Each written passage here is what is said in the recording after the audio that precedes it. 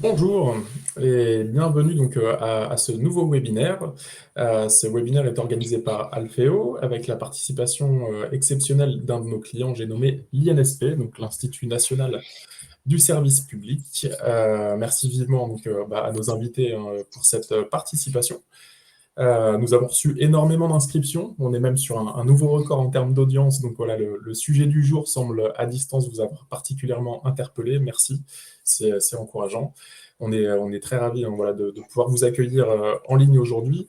On va tâcher de garder un moment d'échange en fin de séance, hein, rassurez-vous. Donc si vous souhaitez poser des questions à nos invités, vous disposez normalement d'une petite zone au sein de l'outil utilisé pour le webinaire qui vous permet justement de nous transmettre vos questions. Voilà. Je vous propose de débuter immédiatement donc, la présentation avec justement, afin justement de découvrir la richesse du portail documentaire de l'INSP. Alors, aujourd'hui, nous serons trois à intervenir au cours de ce webinaire. Je brise la glace en premier hein, et je me présente. Donc, je suis Antoine Larrey, directeur de l'activité commerciale chez Alfeo. Et j'ai l'immense plaisir d'accompagner aujourd'hui Claire Ulrich et Céline Canuel-Mel. Pardon. Donc Claire, Céline, si vous voulez bien vous présenter. Oui, bonjour à tous. Moi, je suis Céline Canuel, donc je suis responsable du Centre de ressources et d'ingénierie documentaire de l'INSP, voilà, qu'on va vous faire découvrir dans son volet numérique. Moi, je suis Claire Ulrich, chargée d'études documentaires. J'administre le logiciel Syracuse et j'ai été en charge de la mise en œuvre du projet de refonte de système informatique documentaire, donc du passage à Syracuse en 2020. Et Céline va vous en parler dans quelques instants. Merci pour ces rapides présentations. Alors, tradition oblige, hein, avant de laisser la parole à nos invités, une courte présentation d'Alfeo. Donc, Alfeo, c'est l'activité KM de l'éditeur de logiciels Archimède, hein, donc KM pour Knowledge Management, vous l'aurez deviné. On accompagne les organisations publiques et privées autour des problématiques globalement de la gestion de la documentation et de la gestion des connaissances. Lorsqu'Archimède a décidé de créer Alfeo il y a quelques années maintenant, hein, c'était vraiment dans l'objectif de spécialiser les compétences de nos équipes, que chaque intervenant puisse avoir la bonne maîtrise des cas d'usage de nos clients. C'est vraiment ce qui nous tenait à cœur. Voilà. Donc les équipes d'Alfeo sont en charge de la commercialisation, du déploiement et du support de la plateforme logicielle Syracuse dont parlait Claire juste avant chez nos clients. Donc, nous sommes une équipe d'à peu près 70 collaborateurs hein, avec un siège social basé à Lille, où je me situe actuellement. Une de nos particularités hein, et une de nos forces, c'est qu'un tiers de nos effectifs sont en R&D. Donc, comprenez par là qu'on a une équipe d'environ 20 personnes qui développe au quotidien et qui fait évoluer au quotidien la plateforme Syracuse. Voilà, c'est ce qui nous permet notamment de délivrer 3 mises à jour majeures par an, afin de permettre à nos clients de continuer à faire évoluer leurs pratiques et surtout les services qu'ils proposent à leurs utilisateurs finaux. Voilà, c'est aussi voilà, un élément important de notre activité, c'est que l'ensemble de nos clients a accès à un espace en ligne hein, qui regroupe l'ensemble justement des utilisateurs professionnels de la plateforme, soit un peu plus de 2000 spécialistes, et nos clients sur cet espace peuvent y retrouver nos actualités produits, nos webinaires, la documentation produit bien entendu, mais aussi un espace d'échange et des groupes de travail sur les sujets en cours. Voilà. On a également un club utilisateur, Aduloa, qui nous permet justement de collaborer régulièrement sur différents sujets, des évolutions de produits à la formation, par exemple. Nous accompagnons des clients issus de secteurs variés, hein, donc nous sommes très présents dans le secteur public auprès de nombreux ministères, tels que le ministère de l'Éducation nationale, par exemple, ou encore le ministère de l'Économie. Également au sein de régions et de départements, je pense par exemple à la Nouvelle-Aquitaine, à la région Sud, ou encore plus récemment au Conseil départemental du Nord, par exemple.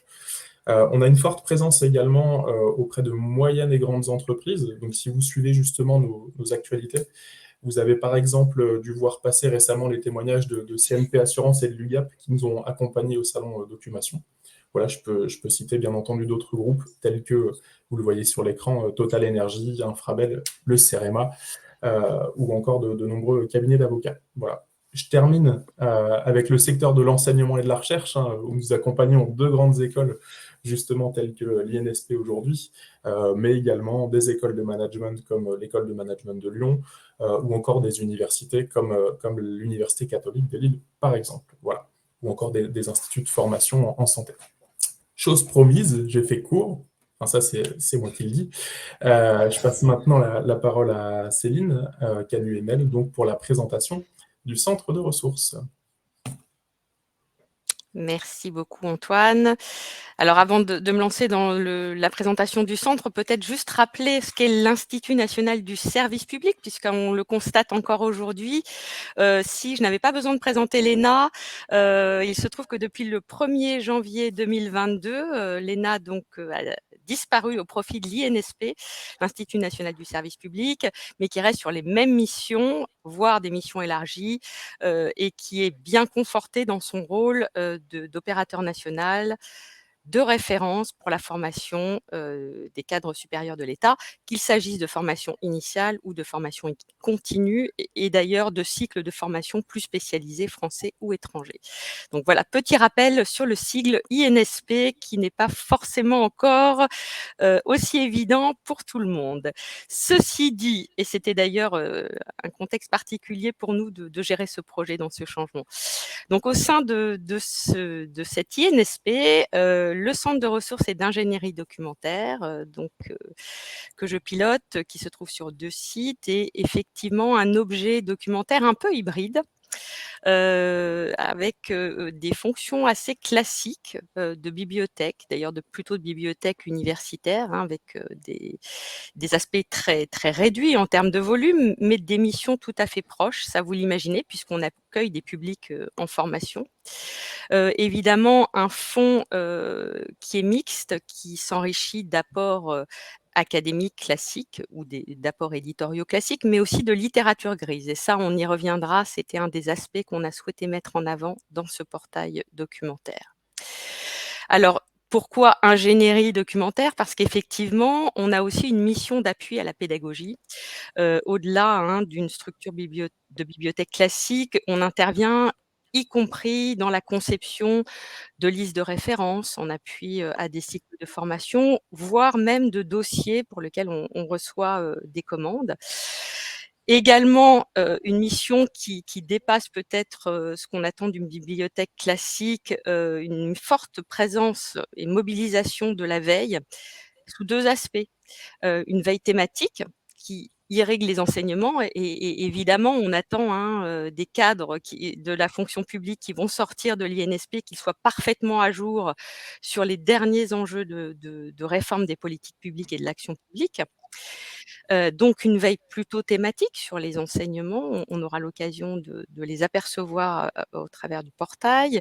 Et puis, j'allais dire une veille plutôt réputationnelle ou institutionnelle, celle qui parfois est portée par des services de communication qui nous amènent à produire par exemple une revue de presse hebdomadaire qu'on diffuse à l'ensemble de nos agents et de nos publics. Ça, c'est vraiment aussi quelque chose qui est important et qui se traduit dans le portail. Alors, depuis janvier 2022, l'INSP porte dorénavant une mission de recherche et c'est un changement. Donc, le Centre de ressources et d'ingénierie documentaire est dorénavant rattaché à la recherche, qui va donc se mettre en place progressivement. Plusieurs chercheurs ont été recrutés, des contrats doctoraux. Donc le rôle aussi de notre service sera de valoriser la production de la recherche, a fortiori hein, celle de l'INSP, et de vraiment s'intégrer dans les réseaux de l'enseignement supérieur. C'est aussi ça qui a mobilisé notre souhait d'intégrer le SUDOC. Alors, particularité du service, je ne l'ai pas dit, mais on va le voir en photo, il est bilocalisé avec une bibliothèque où se trouve l'essentiel du fond des collections. Alors, je crois que c'est sur le PowerPoint, si Antoine veut bien nous montrer les photos. Voilà, donc là, vous avez une idée de la volumétrie, hein, 55 000 ouvrages, un peu plus de 500 abonnements. Une particularité aussi qui a été de dépouiller des articles de périodiques, puisque nous constituons une base de référence en sciences administratives. Et effectivement, une douzaine de personnes, enfin 12 personnes, 10 à Strasbourg, où se trouve l'essentiel des collections de l'équipe et où est porté globalement le projet hein, qui nous anime aujourd'hui. Et puis une antenne parisienne qu'on va pouvoir apercevoir également dans les slides qui suivent. On vous a mis un petit visuel.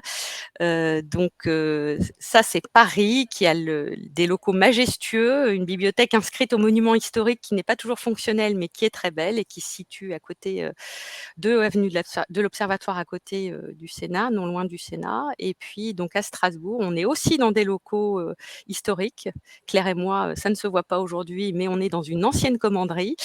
Et donc là, un peu plus d'espace et de locaux fonctionnels pour accueillir le public. On s'adresse à peu près à 600 nouveaux inscrits chaque année, et avec les agents, on estime qu'on a une couverture de 1000 personnes. Voilà pour la présentation du centre. Alors, merci Céline pour cette présentation des différents centres de ressources et de leur mission. Pour avoir eu l'occasion de me déplacer à Strasbourg pour vous rencontrer, je confirme qu'effectivement, les locaux valent le coup d'œil. Donc, rentrons désormais dans le vif du sujet, hein, votre projet de réinformatisation. En quoi consistait exactement ce projet? Quels étaient les enjeux? Qu'est-ce qui vous a poussé à réfléchir à de nouveaux process, on va dire, en matière de gestion documentaire? Alors, il y avait d'abord un impératif de nécessité de changement d'outil, puisqu'on était en fin de vie, hein, d'un outil complètement caduc, qui avait certes évolué, mais qui avait été acheté en 1995. Et on a profité justement de ce projet pour se dire qu'on ne souhaitait pas simplement se lancer dans une réinformatisation, mais qu'on voulait vraiment accompagner justement de nouveaux enjeux. Alors à l'époque, pour ce qui était l'ENA, hein, puisque c'est d'ailleurs une des difficultés du projet, ça a été de gérer en fait ce changement dans un contexte complètement mouvant, de transformation, on changeait d'outils, mais en même temps on changeait d'institution. Il fallait organiser la bascule au bon moment, il fallait s'assurer qu'on restait sur les bons objectifs. Je crois qu'on a pu le faire parce qu'on n'a pas lésiné sur le temps d'analyse en fait et de réflexion sur notre étude de besoins, qu'on a voulu vraiment solide et mûrie.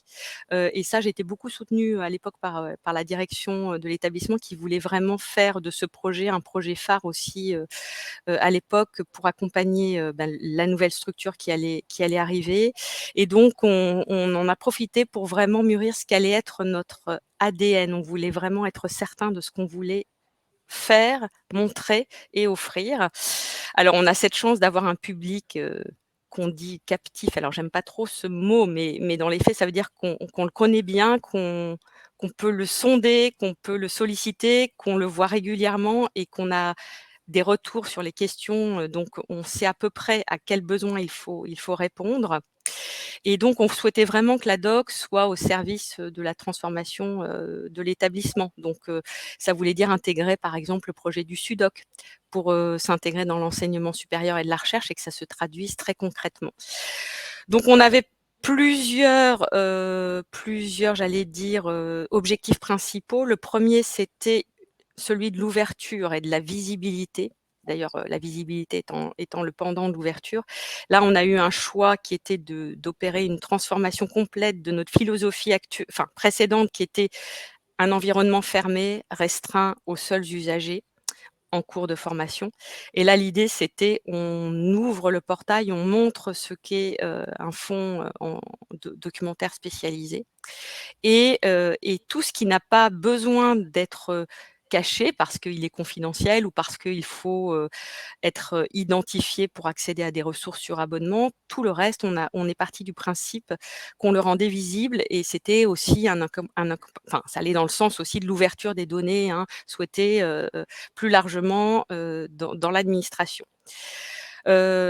Autre enjeu, celui de l'interopérabilité. Là, pour nous, c'était essentiel, c'est-à-dire de ne pas avoir des choses des environnements qui ne dialoguent pas ensemble. On avait beaucoup, jusqu'à présent, de couches et de choses séparées. Là, on voulait que tout communique au mieux. Donc, il y a des illustrations très concrètes avec Kern, avec Vie publique, avec la veille. Claire le montrera tout à l'heure sur le portail, comment ça se traduit très concrètement. Bien sûr, un souhait de prendre en considération au maximum, et alors là, évidemment, pendant le confinement, ça nous a semblé encore plus évident, la mobilité, c'est-à-dire des élèves qui sont en stage, qui parfois consultent sur leur téléphone, que ça soit, même si c'est pas toujours confortable, que ça soit au maximum possible. Et puis ce qui a été, je pense, le fil rouge, du projet, c'était, de se dire qu'on voulait simplifier, simplifier, simplifier. Ça, c'était, le leitmotiv. Simplifier pour l'usager, simplifier les interfaces, simplifier, le travail de l'équipe aussi, qui avait beaucoup, jusqu'à présent de choses qui étaient faites à façon. Donc ça, c'était aussi, très, très important. Et peut-être la dernière chose, alors qui peut sembler évidente, mais on avait finalement, pas mal de ressources sur abonnement, mais en soi, elles étaient toujours un peu, invisibles parce qu'il fallait savoir qu'il fallait se connecter à telle base de données pour savoir qu'on pouvait accéder à tel e-book et cetera. Et là, l'idée, c'était au maximum qu'à distance, on puisse proposer ce qu'on appelle une bibliothèque numérique, mais qu'en gros, on sache tout de suite ce qui est accessible en ligne ou pas. Même chose, valoriser beaucoup et mieux la production interne, alors de l'ENA, jusqu'en 2021, mais de l'INSP dorénavant, et qu'on soit capable de mettre en avant tout ce qui est produit par nos publics, parce que ça a vraiment, un intérêt, je pense, y compris pour d'autres administrations. Voilà, alors, vous l'imaginez, bah, pour atteindre ces objectifs, ce qui était essentiel pour nous, et là on a été très, très accompagnés par le service communication aussi, qui en faisait aussi une vitrine. C'était la première vitrine finalement de l'INSP qui allait sortir. C'est donc, s'attacher au design, hein. Donc, on a eu toute une phase de gestion de projet, qui a duré, hein, vous le voyez, un certain plusieurs, on peut parler de plusieurs années, mais en fait, en gros, avec le confinement et les aléas, hein, de qu'on a pu vivre tous en 2019-2020, finalement, on a relativement bien tenu, je trouve, le calendrier qu'on s'est fixé. On avait donc l'analyse du besoin, le cahier des charges envoyé en 2019. Alfeo, donc, enfin, Archimède, hein, qui a été retenu, et c'est vrai que ça a été surtout sur des questions de portail documentaire et d'outils uniques, hein, entre le SIGB et le portail. C'est ça qui a fait basculer le choix en faveur, d'Alfeo. Là, ça n'était pas terminé puisqu'on a redémarré une étude de cadrage fonctionnel, hein, avec Christophe Arnoux, puisque l'idée, c'était pas de prendre ce que Alfeo nous proposait, c'était de challenger un peu Alfeo sur, comment ils allaient répondre à ce que nous, on souhaitait faire. Donc là, on a un peu embêté, il y a eu des moments parfois, un peu longs puisque, on y reviendra. Pour faire simple, il faut parfois faire très compliqué en back office. Et puis, plusieurs itérations, plusieurs tests, pour une bascule en production en 2021. Avant, d'attendre, qu'un nom de domaine nous soit ouvert, au 1er janvier 2022, avec la rentrée des nouveaux cycles et une ouverture au public, hein, le temps de stabiliser ce nouveau domaine, en 2022-2020, enfin mars 2022. Donc là, maintenant, je pense qu'on est à peu près stabilisé. Voilà pour la longue histoire de la gestion de ce projet menée d'une main de maître par Claire. Merci, c'est voilà, c'est des éléments effectivement concrets pour les personnes qui nous regardent aujourd'hui, surtout la partie planning, enfin notamment la partie planning qui est toujours intéressant pour tous.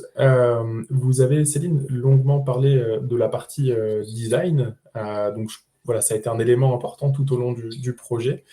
Justement, et là je m'adresse peut-être plus à Claire si j'ai bien compris, est-ce qu'on peut voir le résultat? Est-ce qu'on peut avoir droit à une petite démonstration? Oui. Alors, c'est moi qui vais partager l'écran.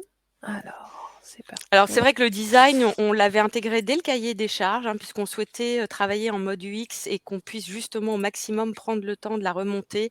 Donc nous, on a monté un petit groupe avec des élèves, avec, des conseillers pédagogiques, avec le service com, avec des référents, qui produisent du contenu en ligne pédagogique, de l'INSP, évidemment des membres de l'équipe, des classes talents, des préparationnaires, hein. L'idée, c'était pas parce qu'on s'aperçoit que nous, on avait une idée de ce qu'on voulait, mais c'est pas forcément ce qui était, le plus attendu par nos usagers, et donc on voulait être certain, d'aller dans le bon sens. Donc on a vraiment travaillé, avec des ateliers itératifs et pour aller, effectivement à quelque chose de très sobre, En tout cas, c'est ce qu'on souhaitait et ce sur quoi on est tombé avec le service d'accord avec le service communication, à l'époque, hein, quand on a travaillé en 2021, on n'avait pas encore la charte graphique de l'INSP, puisqu'il n'existait pas. Alors on s'est dit, il y a le design system de l'État qui est quand même quelque chose qui identifie une structure publique. Moi, j'avais une petite réticence, je me suis dit: «Ah oui, mais on va avoir l'impression d'avoir un site administratif et pas un site, documentaire». Mais en même temps, il est vrai que ça avait le mérite de la familiarité, hein, avec les environnements, plus administratifs et surtout une grande sobriété, qui nous semblait être celle qu'on voulait, atteindre. Enfin, pour moi, la sobriété, ça allait avec c'était l'illustration de la simplicité aussi, enfin, en tout cas, ça allait de pair. Donc on a travaillé avec, un graphiste, pour arriver à traduire, chez vous, hein, à Alfeo, en tout cas vous faire intégrer, des éléments du design system de l'État, pour que ça soit le plus, sobre et simple possible. Donc vous le voyez, on retrouve Claire, hein, vous voyez la vous a montré le bandeau, qu'on retrouve sur tous les sites. Quelque chose qui est, assez dépouillé. On a voulu des menus assez simples. Donc c'est ça qui a été aussi compliqué, c'est, d'accepter de ne pas tout exposer, d'avoir des menus parfois un peu, réduits, alors que derrière il y a une richesse beaucoup plus importante. Mais on s'est dit: «Ça, on le renvoie sur, finalement le catalogue et on aura toujours moyen avec les facettes d'y revenir». Et donc les menus sont vraiment recentrés sur l'essentiel. Les informations qu'on présente aussi et les thématiques par exemple, on peut le voir ici, les thématiques, si Claire vous pouvez cliquer sur les thématiques. Évidemment qu'on a beaucoup plus de thématiques, mais c'était le choix de mettre en avant celles qui étaient peut-être, clés ou qui recoupent vraiment un cycle particulier de formation et de capitaliser dans ces thématiques sur des pages qu'on construit. Là, on y reviendra, mais en fait, tout est quasiment dynamique. L'idée, c'est d'avoir le moins de mise en forme et de mise en page statique pour que ça soit le plus à jour possible, dès qu'une modification est faite. Donc ça, il a fallu aussi le penser, mais dans la simplicité. Donc ces pages-là aussi, on les a construites, en espérant, atteindre une forme de sobriété et d'économie de moyens. Voilà pour la partie, design en tout cas. Ouais, Céline, je peux même montrer, la vue adaptative sur portable, ce qui Ah nous bah oui. a bien servi tout au long du projet. Voilà, donc en fait, avec Edge, en tout cas, ce sont les raccourcis contrôle maj I qui permettent d'avoir cette vue, adaptative et en fait, on s'en est beaucoup servi. Là, je parle, aux collègues qui sont peut-être en train de penser à des nouveaux, portails. Ça, on s'en est vraiment beaucoup servi tout au long du projet. C'est voir en un clic, en fait, comment le portail, comment le design réagit, par rapport à certains écrans. Donc là, c'est vu sur un portable, par exemple. C'est bien pratique parce que c'est souvent révélateur et ça a orienté beaucoup de nos Mmh. choix. D'ailleurs, on n'utilise pas en fait d'appli dédiée. On a notre, portail qui est tellement en fait, ergonomique, qui s'adapte tellement facilement, aux différentes, tablettes, téléphones qu'on a fait ce choix de ne pas avoir, d'appli dédiée. Voilà, donc on voit comment, ça s'adapte, à un téléphone. Voilà pour le petit truc et astuce, de la vue, sur téléphone. Oui, c'est vrai. Merci Claire. C'est vraiment, effectivement, vous venez de le montrer, un portable qui est très agréable à découvrir, à naviguer. D'ailleurs, quand on parle du X, souvent on parle aussi de la sensation qu'ont les gens quand ils vont sur un site. Est-ce que c'est un site qui est inquiétant parce qu'il y a beaucoup d'informations ou est-ce que, au Mmh. contraire, il y a un sentiment est-ce que je suis rassuré quand je le consulte? Et je trouve que là, c'est tout à fait ce qui se dégage quand on arrive sur votre site, c'est qu'on a le sentiment d'être bien guidé et puis voilà, d'avoir de l'information distillée de manière très, très fine pour pas être noyé et au contraire, voilà, être informé. Là, vous avez présenté, on va dire, ce que j'appellerais plutôt moi les pages de contenu, hein, donc votre page d'accueil et les différentes descentes, on va dire, qu'il peut y avoir sur le site. Est-ce que cette importance justement que vous avez accordée au design, est-ce que vous avez fait le même exercice aussi côté catalogue justement au niveau de votre base documentaire? Oui, oui, tout à fait. On a vraiment accordé une grande importance au design aussi sur le catalogue. Rien que le choix de placer le catalogue, en fait, c'était aussi crucial pour nous. Donc le catalogue, il est en haut à droite, on le retrouve sur toutes les pages du portail. Puis je vais le chercher. Voilà, donc c'est vraiment pensé comme un méta-catalogue. Vous allez le voir, on trouve vraiment tous nos types de ressources. Donc là, j'ai fait une recherche dans le catalogue. On utilise bien sûr beaucoup les facettes, voilà. Et on a vraiment voulu que ce soit pareil, très simple, qu'on puisse naviguer assez facilement dans les pages, qu'on ne soit pas non plus noyé par l'information. Donc on a fait des choix, hein, par rapport à l'affichage des titres, pour l'affichage des auteurs. C'est en même temps éditorialisé puisqu'on a toujours quelques pages de présentation et on n'a pas forcément cette sensation, mais on est sur des documents de nature et de sources différentes. Mmh. Céline, vous l'aviez dit, on a vraiment aussi mis en avant dans la localisation, on le voit ici, hein, tout ce qui est en Mmh. ligne. Je pense que là, effectivement, on l'avait remarqué pendant le confinement, hein, les élèves nous demandaient: «Qu'est-ce que je peux lire en ligne?» Ceux qui ne pouvaient pas se déplacer. Donc là, tout de suite, on peut, en un clic, cocher ce qui est en ligne et consultable à distance. Voilà. On a Oui, alors aussi c'est vrai que on l'a pas dit Claire, mais c'est sûr que, la demande d'intégration du design system, ça a été aussi de le faire jusqu'au niveau des réponses, voire de la notice et c'est peut-être là-dessus où ça a été le plus difficile, hein, de travailler, pour arriver à un rendu qui tienne compte des contraintes, hein, bien sûr du logiciel d'Alfeo, hein, mais qui puisse quand même s'adapter à nos attentes. Donc qu'on n'ait pas de rupture entre les premières pages et finalement l'arrivée finale, sur la page de résultat. Et donc quand on parle de rupture, là aussi je pense avoir fait beaucoup de tests auprès des usagers, d'avoir posé beaucoup de questions. On en est venu à avoir une seule recherche, donc en langage syracusien, c'est un seul scénario. Donc on a juste catalogue pour tous nos publics. Au début, on était parti sur beaucoup de scénarii, un scénario où on se dit: «Les gens vont chercher des actualités, ils vont chercher plutôt des choses d'enquête». Et après les tests, on s'est rendu compte qu'on les a vraiment perdus, dans tous ces scénarios. Donc on a un seul scénario, c'est catalogue et ensuite les usagers peuvent, choisir, s'ils le décident, d'aller plutôt vers des sources différentes. Donc là, on voit en fait, hein, toutes les ressources.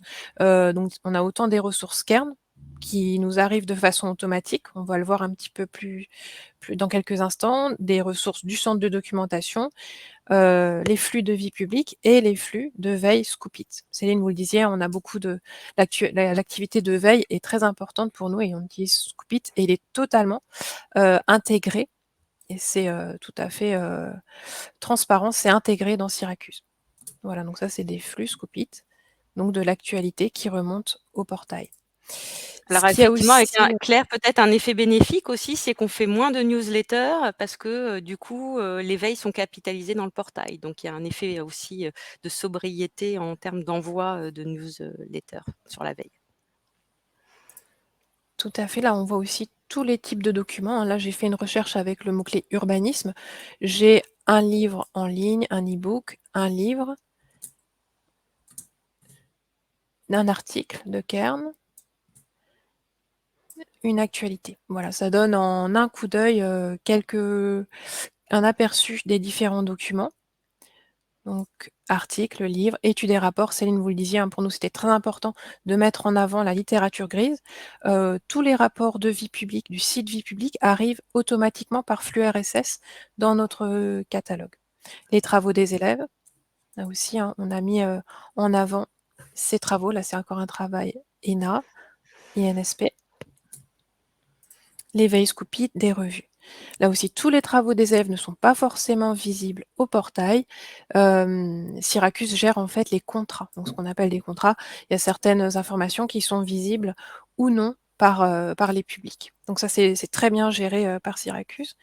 Et là, je pense où on a aussi un peu challengé, Alfeo, c'est, sur l'algorithme de tri. En fait, il y a des résultats qui sont poussés en avant, donc qui sont poussés à la une en fonction de leur date. Donc on met en premier, par exemple, les plus récents et on priorise certains types de ressources. on met les documents que l'INSP, donc que nous, documentalistes, on catalogue, ils sont poussés en avant par rapport, par exemple, à un article de Kern. Donc chaque type de document a un poids différent et ça joue beaucoup sur le tri des résultats quand on fait une recherche dans notre catalogue. Oui.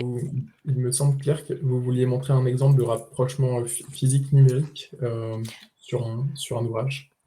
Ah Oui. oui.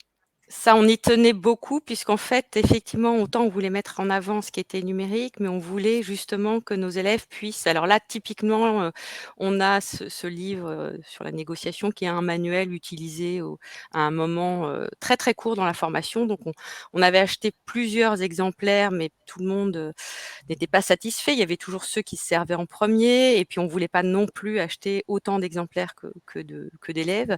Donc là, ce qu'on souhaitait absolument montrer, c'est dès que ça existe en format, numérique, que ça puisse être présenté et ça se fait de manière dynamique. C'est-à-dire qu'on n'a même pas, nous, à le savoir et un jour, on a découvert comme ça en début d'année que la méthode de négociation qu'on attendait en format numérique depuis, des années venait d'arriver via Kern. Donc on a été fortement soulagés. Et à l'inverse, on a certains élèves qui nous disent: «Bon, bah, c'est bon, mais moi je suis dans le train, j'en ai marre de lire en ligne et je préfère, si vous l'avez en papier, pouvoir l'emprunter en papier».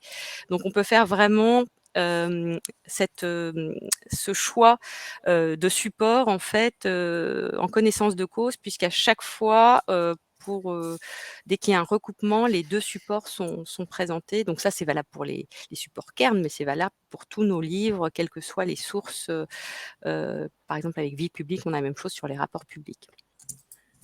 Justement, à propos de la gestion des accès, je sais que vous avez beaucoup travaillé sur les accès aux revues en ligne, hein, notamment, même plus précisément d'ailleurs les articles en ligne, parce que Céline, vous l'avez dit tout à l'heure, vous cataloguez beaucoup. Est-ce que, là encore, vous pouvez nous en dire un petit peu plus là-dessus?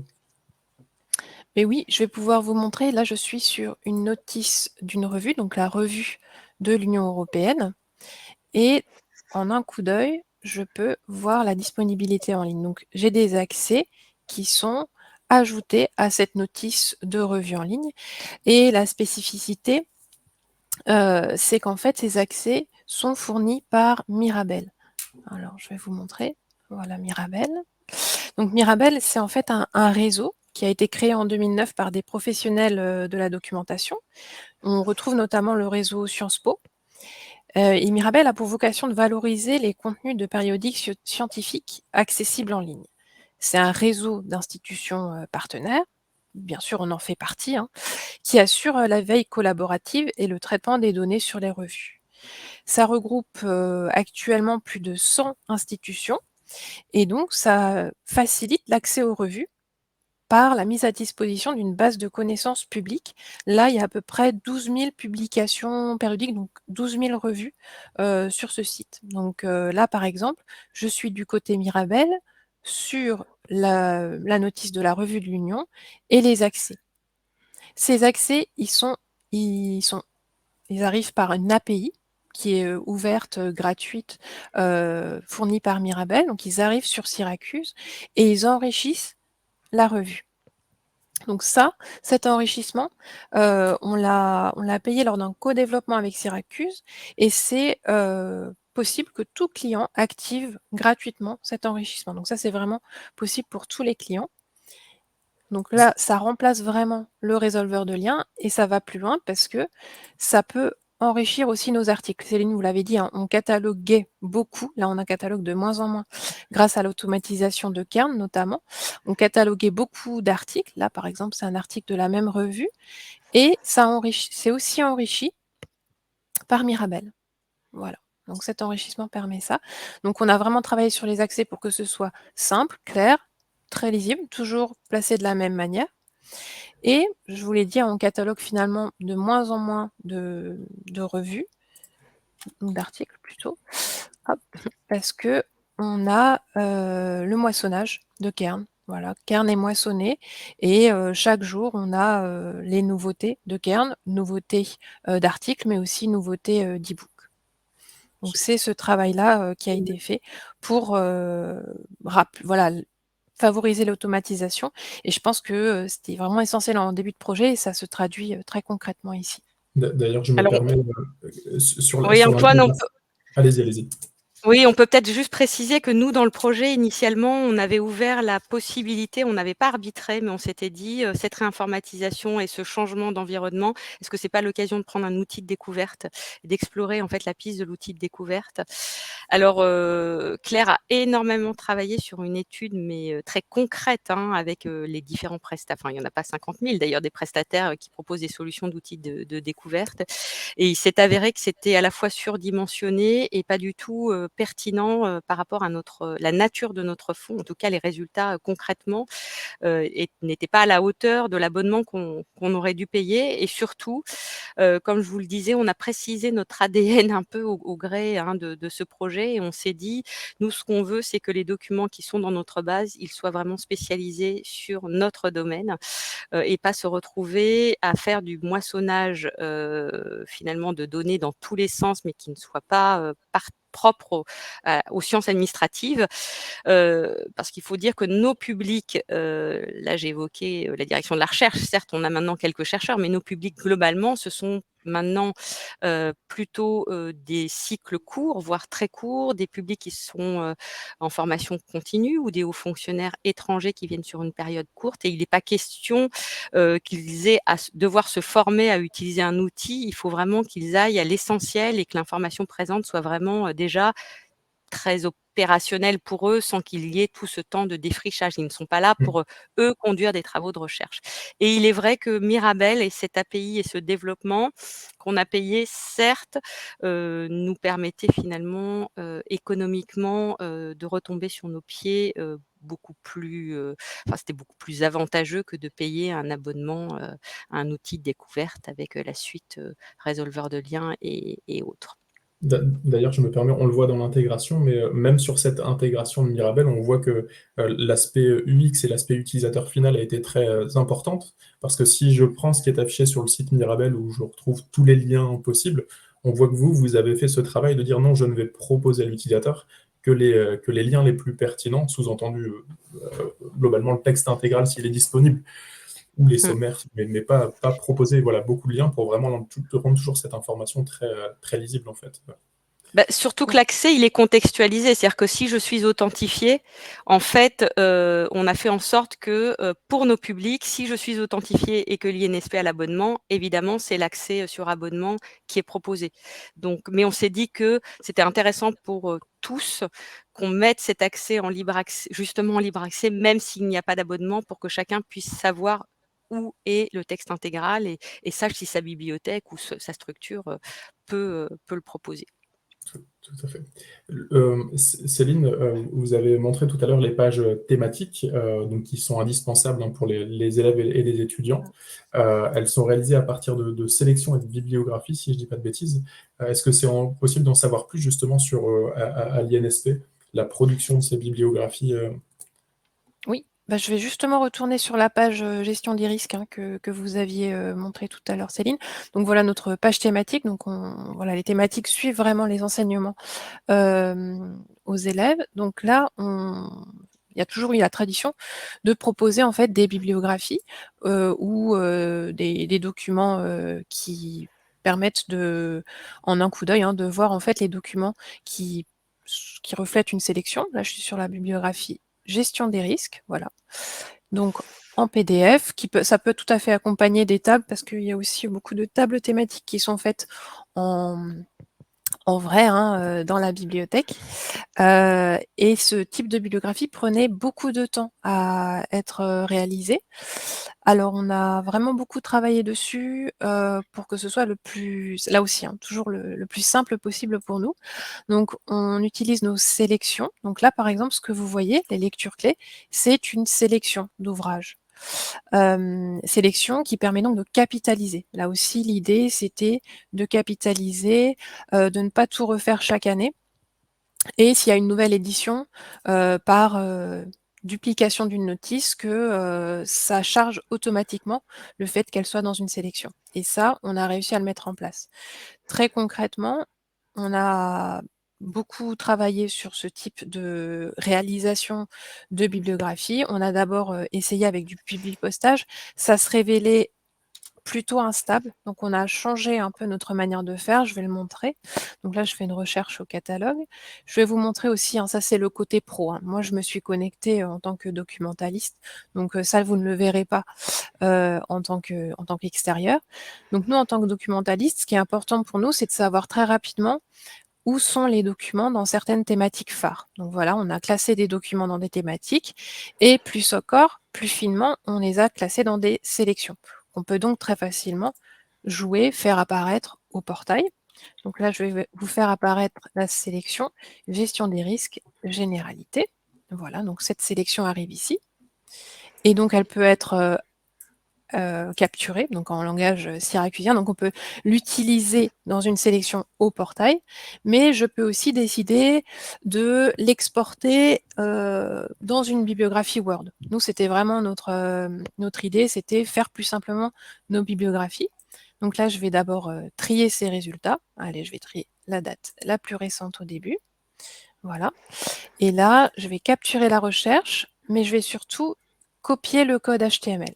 Donc là, je clique sur copier le code HTML. J'ai un type de rendu qui s'appelle export bibliographie Word. C'est lui que je vais générer. Voilà, on me dit bien le code HTML a été copié dans votre presse-papier. Là, je pense que vous continuerez à voir mon écran. Je passe sur Word. Donc là, il y a le modèle de nos bibliographies qui est ici. Voilà, sur Word. Et l'idée, c'était de pouvoir, en un clic, coller cette sélection. Donc là, je fais un CTRL-V, donc je colle ma sélection. Et voilà mes ouvrages qui arrivent. Donc on a autant le titre, l'auteur, la vignette, ça c'est pas toujours évident de l'avoir. Et on le remarque, ils sont bien classés par ordre, oui, j'avais mis par année, et donc la plus ancienne est bien en bas. Je peux tout à fait revenir sur mes sélections. Là, par exemple, hop, je trouve que c'est pas bien aligné, je vais l'aligner. Et si je veux l'imprimer ou l'enregistrer au format PDF, là, pour que vous voyez bien, je n'ai pas du tout les marques de tableau. Voilà, donc en un clic, je peux générer en fait une bibliographie. Et ça, c'est avec l'export bibliographie Word. Antoine, je crois qu'une communication plus ciblée sera faite par Oui, Alfeo. tout à fait, parce que fonction des différents cas d'usage qu'ont nos clients sur les bibliographies, on a différentes réponses à apporter. Et vous, c'était aussi dans un contexte où potentiellement, voilà, vous avez ce besoin de faire des bibliographies qui parfois peuvent même être un peu éditorialisées. Donc vous avez besoin de pouvoir intervenir aussi sur le document. Donc voilà, c'est en lien avec ce que vous venez de montrer. On fera une petite communication à nos clients sur les différents cas d'usage prochainement, ouais, tout à fait. Je me permets de rebondir sur ce que vous venez de présenter, Claire. C'est en lien avec une question aussi qu'on a eue en parallèle. Donc, il y a une question qui nous est parvenue. La personne a indiqué que vous utilisez beaucoup de flux RSS, notamment pour les rapports publics ou les articles de Kern. La question est, est-ce que vous arrivez à les capitaliser côté SIGB? Oui, tout à fait. Je vais peut-être prendre la main. Là, si je vais sur un article de Kern, donc je vais montrer en quelques clics. Voilà, par exemple, j'ai cet article. On va cliquer dessus. Je vois qu'il vient de Kern, donc c'est une notice qui vient de l'entrepôt de Kern. Là, moi, en tant que documentaliste, je le vois. Et je peux tout à fait décider de l'importer côté SIGB. J'ai ma petite flèche qui me dit importer via le formulaire de contribution. Voilà. Et en fait, je dérive, j'importe en fait une notice d'article Kern vers le catalogue, vers notre catalogue, vers le SIGB. Et ça aussi, on vous l'a vraiment demandé tout au long du projet, qu'on ne soit pas obligé de réécrire, de ressaisir des champs. Donc là, par exemple, j'ai le champ résumé, voilà, qui est déjà rempli, le lien vers l'article, proxifié d'ailleurs, le titre de la revue, la date de l'article. Et là, j'ai un récapitulatif, je valide, j'envoie, et ça a été enregistré, et je peux le retrouver ainsi. Côté SIGB, vérifier ma notice. Alors pour nous, ce qui est important aussi, c'est vérifier la notice. Je vais aller voir si elle est arrivée. Voilà, donc là, on voit ce qui est arrivé. Voilà. Donc on les vérifie. Souvent, on ajoute des mots-clés et on ajoute des vignettes. Et comme nous, on l'aura catalogué, ça remontera, cet article finement choisi remontera d'ailleurs plus dans les résultats, puisque ce sera un article que nous, on a catalogué. Donc, il aura plus de poids et il remontera dans les premiers résultats. Ok, c'est très clair. Alors, j'en profite, parce que je vois que vous avez basculé Ouais. côté back-office, justement. Est-ce qu'au sein de l'interface, ce que nous, on appelle l'interface professionnelle, est-ce qu'il y a des usages, justement, que vous avez développés spécifiquement en interne? Ben nous, on a effectivement utilisé en fait le prêt transitoire de revue. Je peux vous le montrer. Hop, je vais aller dans le prêt. Donc là, je vais dans le module de prêt. Je me connecte à mon compte. Hop, au moment de faire un prêt. En fait, avant, on avait beaucoup de difficultés pour prêter des revues. C'était toujours compliqué, il fallait rapidement cataloguer, parfois il y a du monde, il faut que ça aille vite. Et maintenant, on crée des documents transitoires, donc c'est le petit bouton juste ici. Et nous, en fait, on l'utilise pour les revues. Donc on a juste le titre de la revue, le numéro de l'année à mettre. Type de document, pour nous, c'est soit Paris, soit Strasbourg, puisqu'on est sur 2 sites. On met le code barre et on fait créer et c'est bon, c'est géré. Et voilà, les collègues sont super contents parce que ça leur simplifie vraiment la vie, c'est très rapide Mmh. et c'est comptabilisé dans les statistiques, même si on supprime une notice de document transitoire. C'est très clair et c'est intéressant comme usage, ça va en intéresser d'autres, je le pense. Je vois que l'heure tourne, il nous reste un petit quart d'heure, donc peut-être pour terminer, on va dire, sur cette partie présentation, est-ce qu'il y a un fait marquant en particulier que vous voulez évoquer après plus d'un an avec Syracuse, on va dire, côté INSP? On est toujours en train de travailler. Le fait marquant, c'est que ça ne s'arrête jamais. Non, non, là, on est on est un peu obnubilé par le passage Sudoc qui nous occupe en ce moment. Mais on est passé en production cette semaine, donc ça fonctionne. Donc on est plutôt rassurés parce que ça restait un des aléas du projet pour nous. C'est en ce moment, effectivement, un peu monomaniaque au sein du service. Oui, oui, c'est sûr qu'avec ce nouveau projet du Sudoc, c'est des nouveaux chantiers, hein, la reprise des Mmh. données, l'alignement des notices bibliographiques, des autorités, tout ça, c'est en cours, hein, c'est sûr. Peut-être pour finir sur quelque chose un peu plus léger, on va peut-être montrer qu'on peut être très créatif avec, Syracuse. Je vais vous montrer qu'on a utilisé, les données géographiques, des revues pour les proposer sous forme de cartes. Donc là, je vous montre, c'est sur la page presse et revues. Et on a décidé d'ajouter les coordonnées géographiques à certaines de nos revues, spécialisées, hein, en administration, haute fonction publique. Donc des revues qui sont très prisées par les élèves. Et eux, dans l'année, les élèves, ils partent en stage. Et donc, ils sont souvent intéressés par des revues bien spécifiques dans des pays en particulier. Et présenter en fait nos ressources sous forme de cartes, pour nous, c'était indispensable. Et depuis qu'on peut ajouter les coordonnées géographiques dans les notices, c'est fait automatiquement, toujours avec des sélections et c'est géré, par, Syracuse, sur cette carte. Voilà, donc on peut rester, créatif et c'est peut-être un peu plus léger que le Sudoc. Donc, effectivement, cette carte, elle est bien, je précise pour les personnes à distance, hein, elle est bien produite directement au sein de Syracuse. C'est pas fait au travers de Google Maps ou autre, hein, c'est vraiment Mmh. intégré au produit. Et c'est vrai que c'est intéressant, c'est des éléments sur lesquels on réfléchit beaucoup, c'est de proposer de nouveaux modes exploratoires aux utilisateurs finaux pour essayer aussi de les surprendre un petit peu et puis de continuer aussi à mettre en avant cet aspect innovant que vous pouvez avoir dans les centres de documentation. Donc c'est un moyen intéressant de délivrer de l'information voilà, de manière différente. D'ailleurs, c'est pour rebondir avec quelques questions qu'il y a eu en parallèle, hein. Comme je l'annonçais en début de séance, on propose effectivement 3 mises à jour par an du produit. La dernière mise à jour, elle est sortie ce mois-ci, en mois de juin. On a des webinaires en interne qui sont organisés à ce sujet pour présenter à nos clients les nouvelles fonctionnalités. Et dans cette mise à jour du mois de juin, il y a peut-être 3 éléments notables, je mentionne rapidement, qui pourraient demain vous intéresser. Hein. C'est qu'on a ajouté dans Syracuse la capacité à gérer potentiellement la formation des professionnels, donc à gérer un catalogue de formation et à s'assurer que voilà, des utilisateurs derrière puissent bien s'inscrire, suivre des formations, avoir des attestations de formation, etc. Donc, sur des aspects montée en compétences aussi bien d'équipe que de populations extérieures.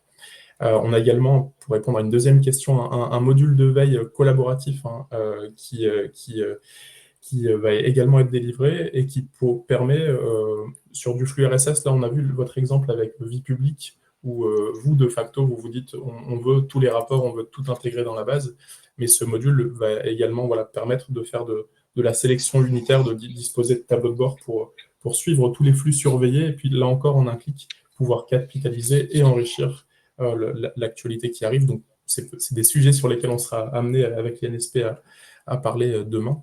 Voilà, parce qu'on maintient effectivement des discussions régulières ensemble sur votre projet pour continuer de le faire évoluer et pas le figer dans le temps, hein, c'est bien vos enjeux de votre côté. Et puis, pour terminer, là encore, par rapport à cette démonstration, il y a des nouveautés qui arrivent sur la partie statistique qui vont vous permettre d'exploiter à vraiment à 100% vos données. La partie stats, on l'a pas particulièrement abordée aujourd'hui. Ça fait d'ailleurs partie de nombreuses questions, hein, de personnes qui demandent si est-ce que d'un point de vue usage, vous arrivez à suivre les ressources qui sont justement les plus prisées, les plus consommées.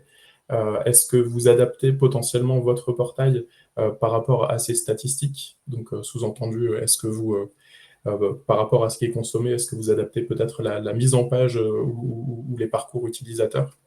Voilà, je me permets cette petite question, ce regroupement de différentes questions. Effectivement, là, on commence à... Alors, je ne vous cache pas que la priorité, c'était le lancement. Ensuite, c'était la création et de régler tous les problèmes techniques, notamment, effectivement, avec des tests sur les droits, hein, puisque j'ai vu qu'il y avait une question aussi sur si la gestion des profils. Donc, nous, s'assurer que ces droits et ce qu'on voyait en fonction des droits étaient bien conformes, et on a pu s'apercevoir que parfois, il fallait y revenir.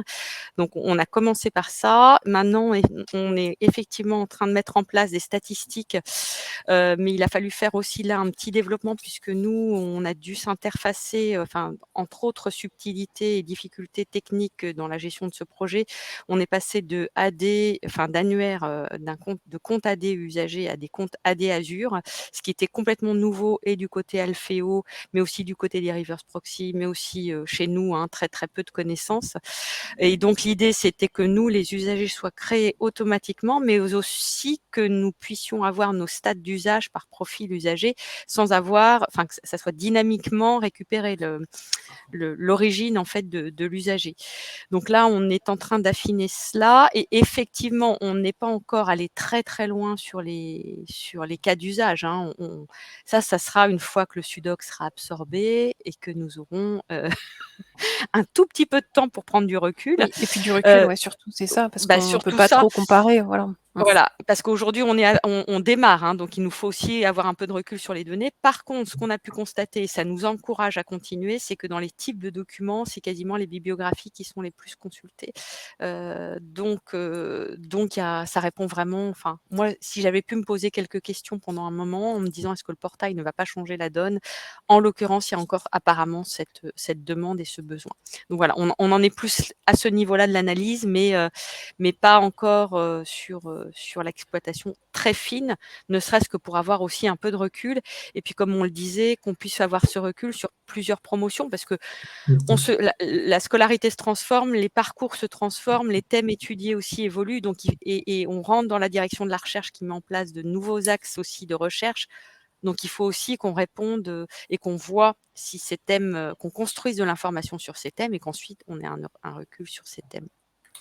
Alors, j'ai vu d'ailleurs qu'il y avait une question sur Zotero. Comme j'étais sur la recherche, je me permets juste de dire que oui, on a fait le test et que ça fonctionne très bien côté Syracuse.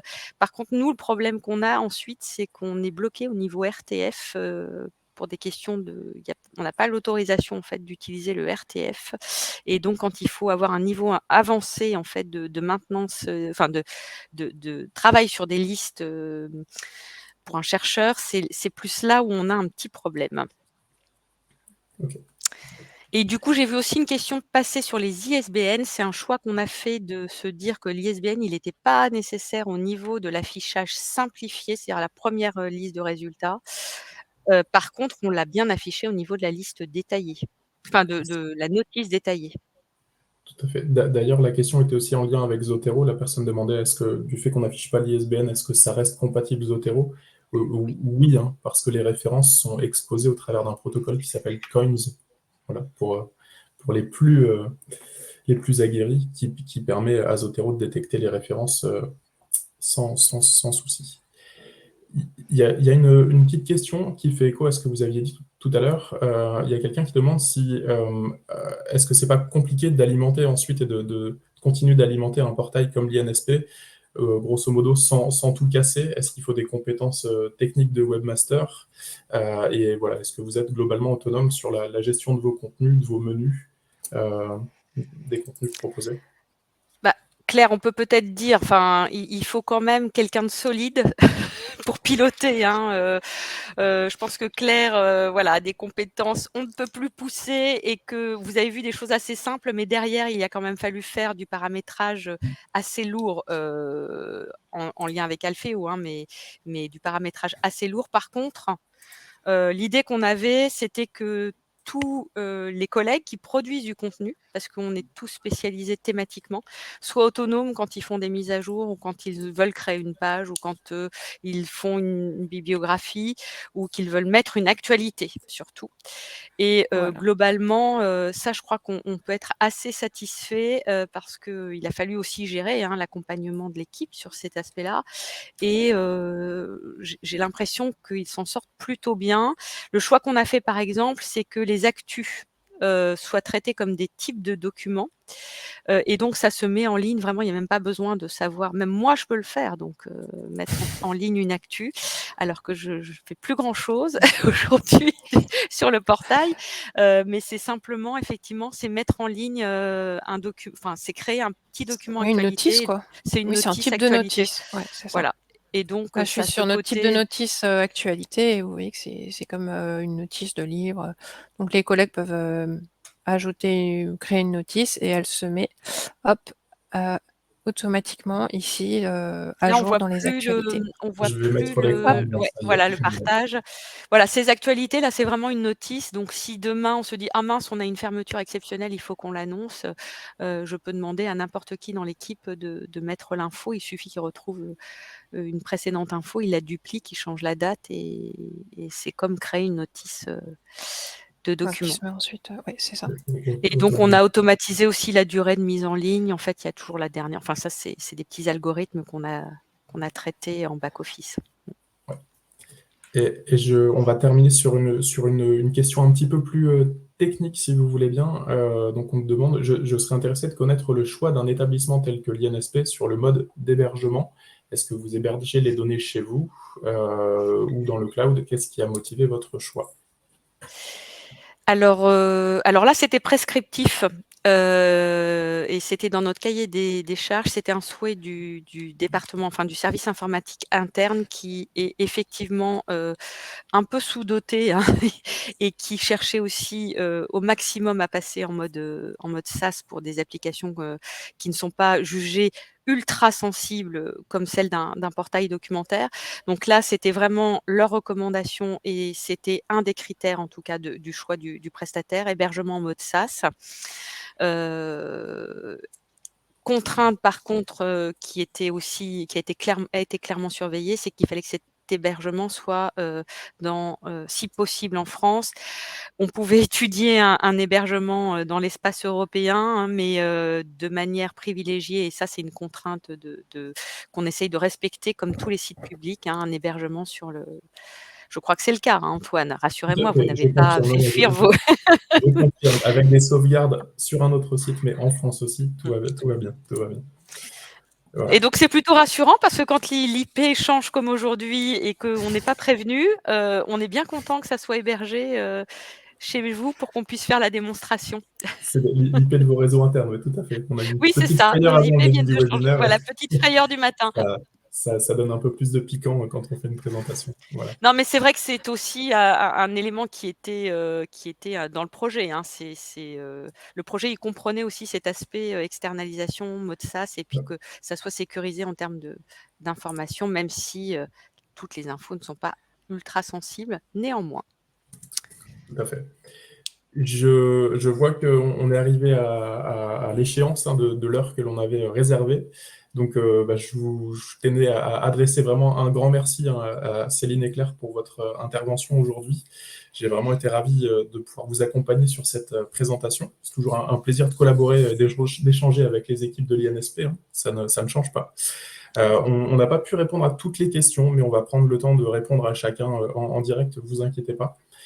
Pour ceux qui souhaiteraient revoir le webinaire, parce que je pense qu'il y en a certains qui ont eu des petits soucis de son, ne vous inquiétez pas, il y a une communication qui va être faite et un replay vous sera proposé. D'ailleurs, si vous souhaitez le transmettre à des collègues pour qu'ils le consultent également, il n'y a pas de souci, vous pourrez le diffuser. Petit instant promo, n'hésitez pas à visiter notre site web ou à vous abonner à notre page LinkedIn, LinkedIn Alfeo. Vous allez dessus, ça prend 1 minute.